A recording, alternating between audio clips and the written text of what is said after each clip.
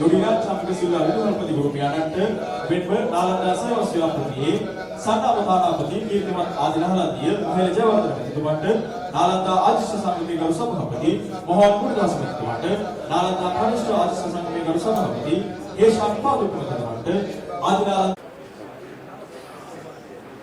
අයිබෝවන් සුබදැසක් ඔබ සියලුම දෙනාට වර්ෂ විවෘත කිරීමේ අවස්ථාවේ ජීවමාන සාක්ෂිකරුවෙකු වන්නට මෙතනට චූටි සම්බන්ධයක් තියෙනවා නාලන්ද විදුහලත් එක්ක මගේ මාමලා තුන් දෙනෙක්ම ඉගෙන ගත්තේ මේ පාසලේ මේ ඉස්කෝලේ. ඉතින් මට පොඩි අයිතියක් තියාගන්න පුළුවන් කියලා මට හිතෙනවා. අපිට අදහසක් නැතිකොට අපිට අර්ථකථනයක් අපිට පූර්වාදර්ශයක් නැතිකොට අවුරුදු 10කින් මොන වගේ ලෝකයක්ද අපි බිහි කරන්නේ කියලා අධ්‍යාපනයේ නිරත වන අපිට ඒක සඳහා සැලසුම් කරන්න ඒ සඳහා අපේ ඊළඟ පරපුර කොහොමද සූදානම් කරන්න කියන එක ගැන හිතන එක විශාල අභියෝගයක්. එතකොට මොකද්ද අපි කරන්න ඕනේ? What do we need to do? We need to really understand this moment. And we need to really prepare our young people to face this moment.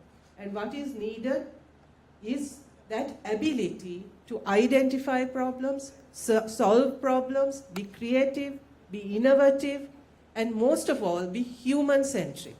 ඉතින් මේ මානව සම්බන්ධතා සහ මනුස්සත්වය සහ මේ මානව සමාජය හරියට තේරුම් ගන්න බැරි තාක්ෂණ වේදින් අපිට වැඩක් නැහැ.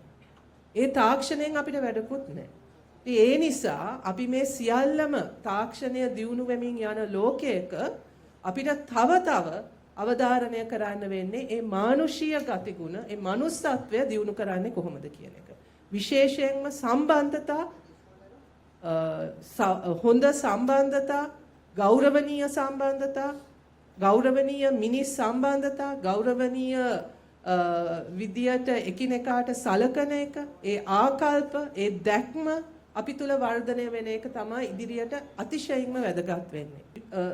ඔබ පිරිමි දරුවන්ගේ ඉස්කෝලයක් නිසා මේක තවත් වැදගත්.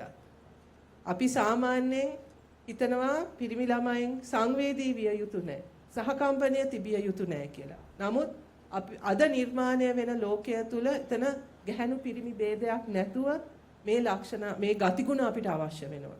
එතකොට අපිට අවශ්‍ය කරුණු දන්න පුද්ගලයෙක් විතරක් නෙවෙයි, දැනුම තියෙන පුද්ගලයෙක් විතරක් නෙවෙයි, ඒ දැනුම භාවිතාව තුළින් සමාජයට, මිනිස් සමාජයට උපකාරයක් කරන්න පුළුවන්, මිනිස් සමාජය මීට වඩා හොඳ තැනකට ගෙනියන්න පුළුවන් නායකත්වය දෙන්න පුළුවන් පරපුරක් අපිට අවශ්‍ය වෙන්නේ. අන්න ඒ මිෂන් එක තමයි නාලන්දයට ඉදිරියටත් අවශ්‍ය වෙන්නේ. මම හිතනවා